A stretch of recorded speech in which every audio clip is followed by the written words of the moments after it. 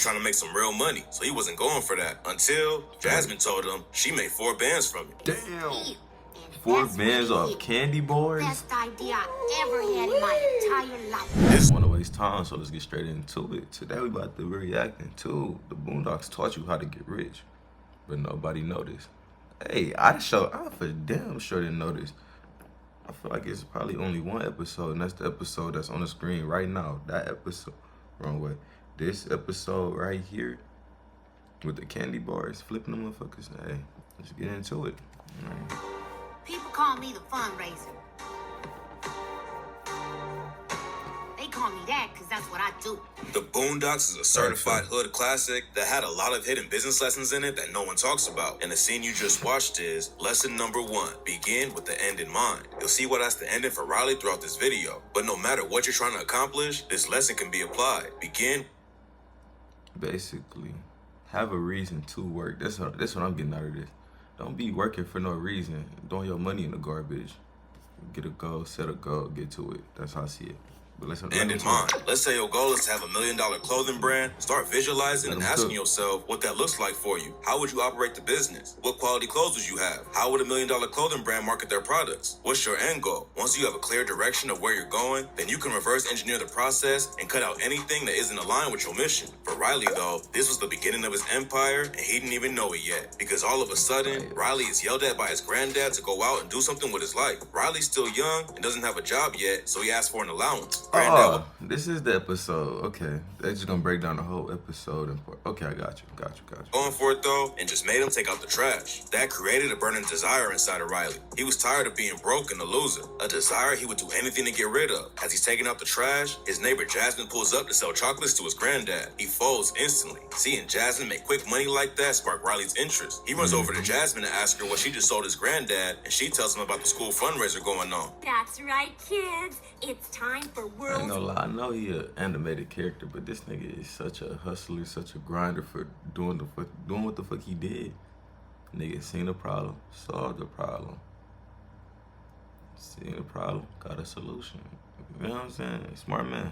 Ultimate Chocolate's annual candy sale fundraiser. I've got mine, and I can't wait to get out there and sell.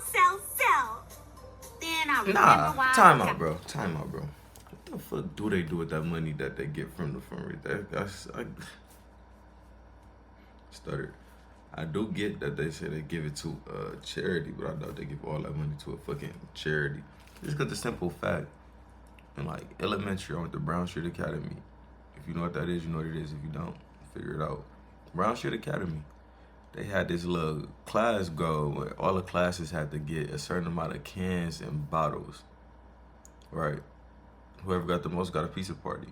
So me and my sister, we went to the same school, different classes, going around getting the dumpster, getting the garbage cans, getting to it, getting all these cans, you know what I'm saying, trying to win.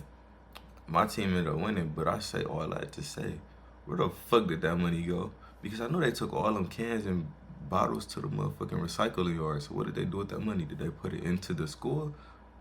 Nah, they obviously had to put it into the school, because I don't know, bro. That's a great question. The world's ultimate chocolates fundraiser is basically like selling crack on consignment, except you don't even get no money. How they gonna disrespect the game like that? Riley was actually trying to make some real money, so he wasn't going for that until Jasmine told him she made 4 bands from it. Damn. 4 bands off candy bars? Best idea I ever had in my entire life. This is where things get interesting. The following scene is extremely important because he went to tell his brother Huey about it. But Huey knew exactly what would come with taking that route, so he tried to warn him that things would end up bad, very bad. Riley didn't want to hear it. You want to start a fundraiser with no cause? Cause. I'm the cause. Cause I want a house. Cause I want a yacht. Cause I want to get this guap. That's the cause, no matter how bad it is. But this nigga's a fucking nut, bro. Huey gives up on trying to convince him, but gives him a bulletproof vest just in case. Pay close attention to the vest because it'll end up saving Riley's life. But we'll get to that later on. In the very next scene, he presents his plan to Jasmine and Phil, the top candy sellers in the class. Which brings us to lesson number 2, build a team of winners. This is a lesson I just learned this year for real. I was someone that always tried to do everything myself and never wanted to ask for help. I guess part of it was pride and part was just me not trusting anyone to do it. I feel like it wasn't gonna get done properly or they might mess up what I built. But the whole time that pause real quick. I get exactly where he is coming from just because the simple fact. Okay, I try to have teams often. I try to have teams. I try to build with people, but people aren't as motivated as I am, where they like to take their precious time versus me. I like to get it out there. You get what I'm saying? So it's like you definitely need a strong team if you're gonna have a team. I would definitely love a team right now to help me, but hey, I got it, my baby. That was holding me back from getting to the next level. You have to build a strong team with the best people if you want to build a sustainable business. If you look at PayPal, for example, the company was founded by a group of some of the smartest and influential men in Silicon Valley. People call them the PayPal Mafia. They have a combined net worth of over $300 billion. Don't try to be a one-man army. Build a team of winners, and you'll get way further in life. Riley understood this and did whatever he needed to get him on his team. When Jasmine questions him on the cause of the fundraiser, he just straight out lies to her, telling her all the stuff that she wants to hear. But it worked. He got him on the team. The only thing left was some startup money, which he got from them as well. This was a smart but risky move by Riley that many business owners use, using other people's money. See, when you use other people's money, it gives you the capital needed to get things up and running without coming out of your own pocket. If you make the right moves, you can pay them the money back and start making a profit. But if things don't go well, you're gonna be left in debt with your investors hating you. There was a missing link to Riley's team though. He needed some muscle, someone ruthless to take over the competition. He found that in Cindy, a girl who had the Girl Scout cookie game on lock. So he recognized a great potential business partner and threw her a bone, aka its fundraising plan. Riley took his scheme seriously though, building a website, labels, and candy, all in an effort to make his fundraiser look legit on the surface. Basically, this episode was a whole Get Rich or Die Trying. It was a spinoff of Get Rich or Die Trying. To his surprise, people were already fed up with the candy from all the school kids doing the same and rejected any of his attempts to sell them anything. Things had to change fast. So the team got together and started plotting about the best tactic to take down the neighborhood and get a monopoly in selling candy. And after a short debate, Riley came up with a new strategy. A strategy that would make everyone in the school want to join them. A war's bad for business. We'll do better than stupid prizes. Put the word out. You sell for us, we'll pay you. That brings us to lesson number 3. Create a blue ocean strategy. See, Riley's plan wasn't working because he was doing the same thing as everyone else. He was in a red ocean. Red oceans are all the industries in existence today. In red oceans, industry boundaries are defined and accepted, and the competitive rules of the game are known. Here, companies try to outperform their rivals to grab a greater share of existing demand. As the market space gets crowded, profits and growth are reduced. Products become commodities, leading to cutthroat or bloody competition. Basically, the shit is oversaturated. You know what I'm saying? Like, selling weed today, that shit is oversaturated. You get what I'm saying? Because everybody doing it. If everybody gonna do it, are you really gonna see a profit? In contrast, to know all the industries not in existence today. In blue oceans, demand is created rather than fought over. There's ample opportunity for growth that's both profitable and rapid. In blue oceans, competition is irrelevant because the rules of the game are waiting to be set. A blue ocean is an analogy to describe the wider, deeper potential to be found in unexplored market space. A blue ocean is vast, deep, and powerful in terms of profitable growth. If you really want to succeed in life and business, create a blue ocean strategy. There's actually a book on this. It's a great read. I'll make sure I'll leave a link for it in the description if you want to check it out. If you appreciate this game, all I ask is you drop a like on the video and subscribe to the channel for your boy. But as for Riley, I ain't gonna hold you. His plan actually worked. The word spread like wildfire. He had everyone wanting to be part of the team. He was going so crazy that the school had caught on and called him to the principal's office. Once inside, he plays on the principal's morals and pays him off by offering 5% of the sales. Up to this point, young Riley had things on lock. All those gangster movies he was watching was starting to pay off. Kids signed up to be sellers on our website, and their parents sent the money to a PayPal account. We paid off store owners for their old candy. Once the candy was delivered to the seller, it was time for them to go sell. And man, did they sell. They sold after school, on weekends, day, night, rain, sleep, whatever. Parents were the best customers. The fundraiser kept their kids occupied and even had them making their own money. But it wasn't just about money. It was about winning. We had parents violating company policy just to get their kids' numbers up. We had grown adults actually risking their jobs by trying to push bars on their co-workers. And it didn't cost me nothing. It was beautiful. Once they finally sold through that candy, they give us the cash, we give them their cut, and another... Bro, when I was young when I seen this episode, bro, this nigga made me want to start hustling, like, legit, like, try to find something to sell. Had me looking in my room for shit to sell. You know what I'm saying, bro? Chocolate bars. And the whole thing starts all over. Rinse and repeat. Then they started expanding, and other neighborhoods started falling under Riley. To make things even bigger, they got other schools involved against each other in a competition to see which one will make bigger sales. No matter who won, they won. Things grew beyond Riley's wildest dreams. But then, Riley made his first mistake, and the downfall began. do that. That money is for the animals. Come on, Jasmine. We allowed to spend some of it on ourselves. Call it operating expenses. Don't worry, there's gonna be plenty of money left for the animals. Are you sure?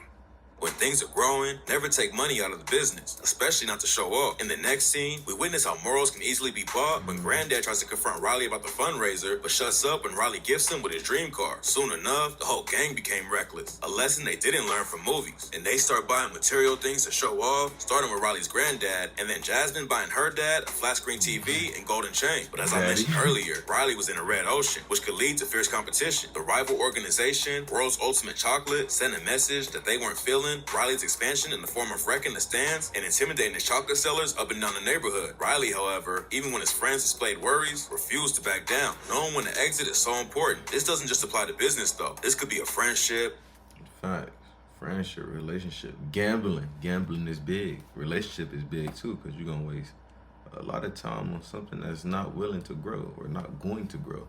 So now you just stuck in a void. Relationship, job, a party, anything. Know when it's time to leave. If you don't, it can cost you everything you built. Things got worse when World's Ultimate Chocolate sent him a big chocolate mold of one of his sellers. Once they broke the mold, the kid trapped inside spilled out everything he knew and said that what happened to him was just a message. This was more than enough for the majority of the gang to quit right there. Gary, I want to go home now. Yeah, I would have quit too. I quit too. Why? Because he got dipped in chocolate? Big deal. He's a kid.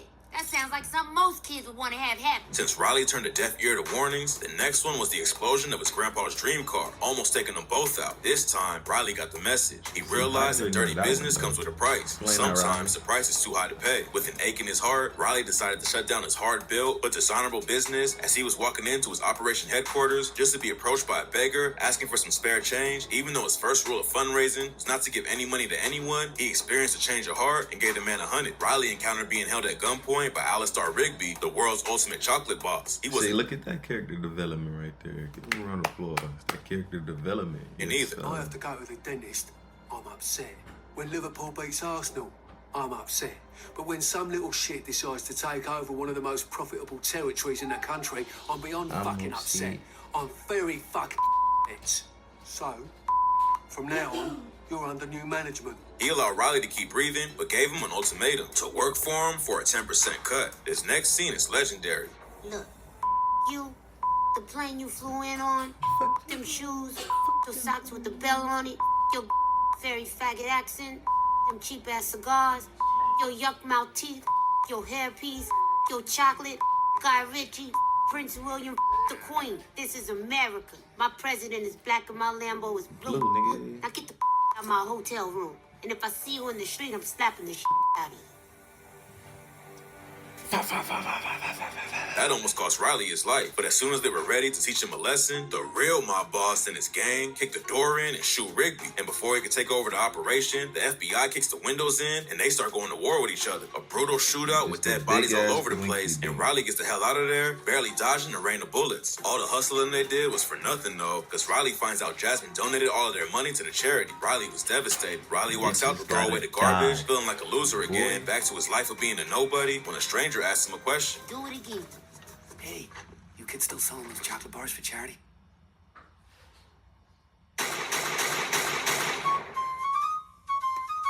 Even though they were selling chocolate bars, the hidden warning in this episode is to not follow what the hood and gangster movies are showing. It never turns out good. Hey, facts. Ain't really how much to say. I like how he covered what he covered. The way he covered it, you know what I'm saying? The Boondocks is a great show. You should go watch it if you haven't. That's a great episode. In particular, go watch that one. In particular. They got a lot of iconic scenes in that bitch.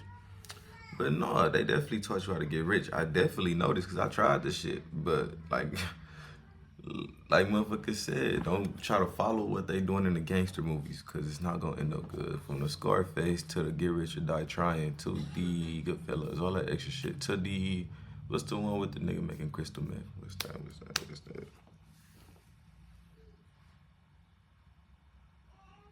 I don't know. Y'all know what I'm talking about though. Bald head nigga making crystal meth. All in all, it ain't gonna work out good. It may, but that's a big may. You gotta live your life a certain type of way now. You get what I'm saying? But no, stay smooth. See you niggas in the next one. Yes.